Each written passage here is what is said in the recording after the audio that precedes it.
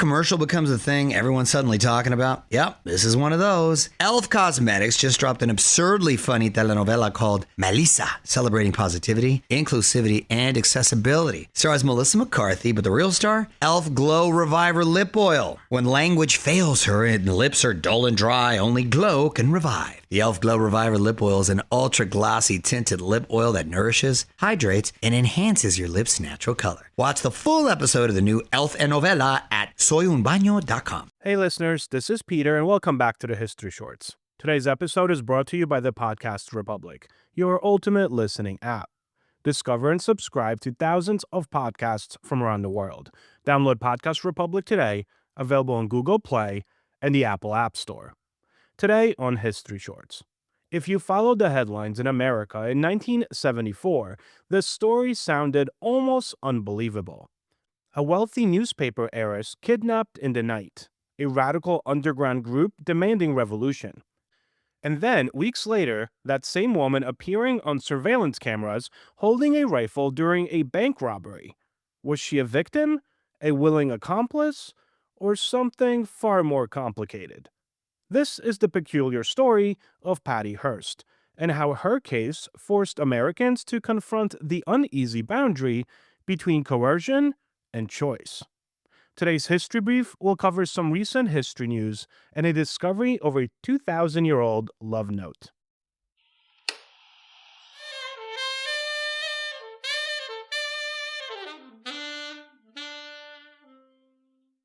A quick word from our sponsors. Magnesium supplements? You've mastered that. Now take it to the next level. Upgrade to Solar Ray Magnesium Glycinate from the #1 magnesium brand in health food stores. With a 50-year legacy of quality and trust, Solar Ray triple tests every raw ingredient for identity, purity, and potency. The result? Expertly chelated magnesium for powerful muscle, bone, and relaxation support that fits your daily stack. Shop Solar Ray Magnesium Glycinate on Amazon or solarray.com. These statements have not been evaluated by the Food and Drug Administration. These products are not intended to diagnose, treat, cure, or prevent any disease. This day in history. On March 7, 1876, Alexander Graham Bell received a patent for the telephone, forever transforming communication and shrinking the distance between people. On March 7, 1965, civil rights activists attempting to march from Selma to Montgomery were attacked by state troopers in what became known as Bloody Sunday. The violence shocked the nation and helped accelerate passage of the Voting Rights Act. Story of the day. In the early 1970s, there was a tense moment in American history. The Vietnam War had fractured public trust. Student protests turned violent in some cities. Radical groups emerged, convinced that revolution, not reform, was the only path forward. Among them was the Symbionese Liberation Army, or the SLA, a small, ideologically confused militant organization based in California. They were not large, and they were not widely supported. But they understood spectacle, and in February of 1974, they chose a target guaranteed to capture national attention.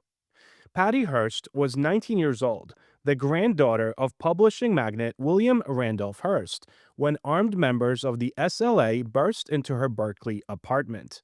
Neighbors later recalled shouting, chaos, and the sound of struggle. Within minutes, she was gone. Days later, a tape surfaced. Hearst's voice, strained, uncertain, announced that she had been captured by the SLA, which demanded that her wealthy family fund a massive food distribution program for the poor. The country watched, unsure whether this was political theater or genuine revolution. The Hearst family complied, funding a multi-million-dollar food program known as People in Need, but the kidnapping did not end. It was only beginning.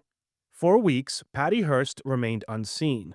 The SLA released recordings suggesting she was being re-educated politically, isolated from the outside world, and pressured to adopt their ideology. Later testimony would describe confinement in a closet, threats of violence, and psychological coercion. But at the time, Americans heard only the tapes, and they sounded increasingly different. Her voice grew firmer. Her language shifted. Then came a message that stunned the nation. She declared that she had joined the SLA. In April of 1974, surveillance cameras at the San Francisco bank captured images that would define the case. A young woman stood inside the bank, armed with a rifle. Authorities identified her as Patty Hearst. In a new recording, she announced that she had taken the name Tanya, aligning herself with the revolutionary persona of Che Guevara's comrades. The public reaction was immediate and divided. Some believed that she had been brainwashed or coerced. Others insisted she had chosen violence willingly. The case blurred the line between victim and participant in ways the legal system struggled to define. Over the following months, Hearst appeared in additional incidents tied to the SLA, including a shooting incident with police and a robbery in Los Angeles. Meanwhile, the group itself was unraveling. In May 1974, several core SLA members died in a dramatic televised standoff with law enforcement, their hideout engulfed in flames.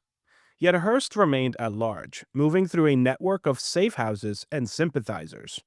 Her image shifted in the press, from kidnapped heiress to fugitive radical. But the question lingered: how much of this was her own choice? In September of 1975, more than a year after the kidnapping, FBI agents arrested Patty Hearst in San Francisco. She appeared gaunt, tired, and disoriented. The legal battle that followed would become one of the most watched trials of the decade.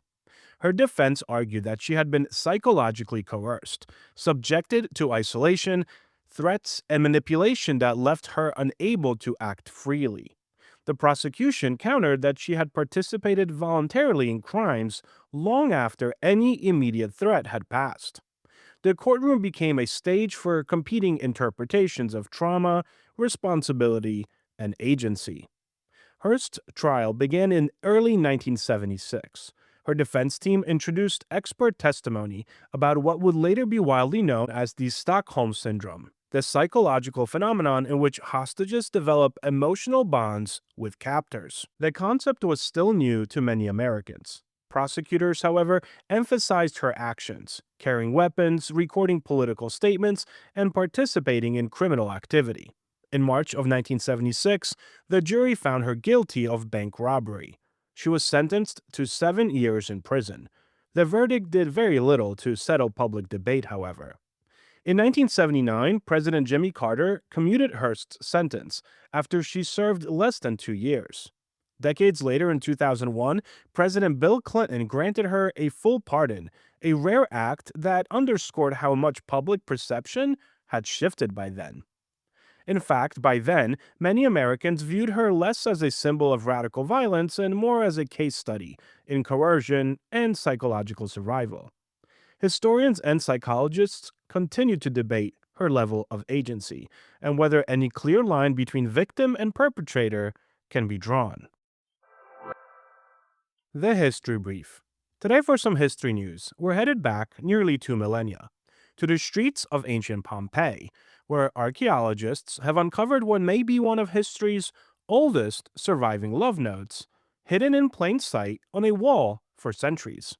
In a long passageway that once connected 2 theaters in the city's bustling entertainment district, researchers recently used advanced imaging technology to reveal dozens of faint inscriptions that had become nearly invisible to the human eye.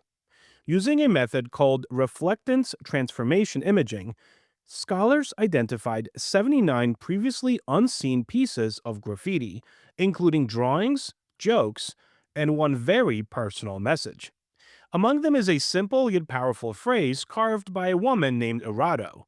It states Arado amat, or Arado loves. The rest of her message has been lost to time, but even those 2 words offer a rare emotional glimpse into everyday Roman life. Pompeii, of course, was burned under volcanic ash when Mount Vesuvius erupted in 79 CE, preserving homes, frescoes, and even casual graffiti left by ordinary people. While archaeologists have recorded hundreds of inscriptions on this particular wall since its discovery in the late 18th century, many were too faint to decipher. Until now. Researchers say these newly revealed markings shed light on voices often missing from official Roman history. Love notes, greetings, insults, and sketches turned this passageway into something like an ancient social media feed, a place where passerbys stopped to chat, draw, and leave messages for one another. One inscription expresses devotion between two lovers, while another depicts a pair of gladiators locked in combat, proof that the wall served as both a personal diary and a public notice board. In fact, more than 11,000 graffiti inscriptions have been found across Pompeii, capturing the humor, politics, and relationships of everyday people. Thank you so much for spending some time with me today and helping make this little show such a mighty success. If you are enjoying this show and would like to help with its production, you can always donate a few dollars at buymeacoffee.com or become a patron member to enjoy these episodes ad-free. Both links can be found on our website at www.historyshortspodcast.com. I hope you guys check out our YouTube channel, where I recently started a new series called 25 Events That Made America. Have a great rest of your day, and I'll talk to you all again tomorrow.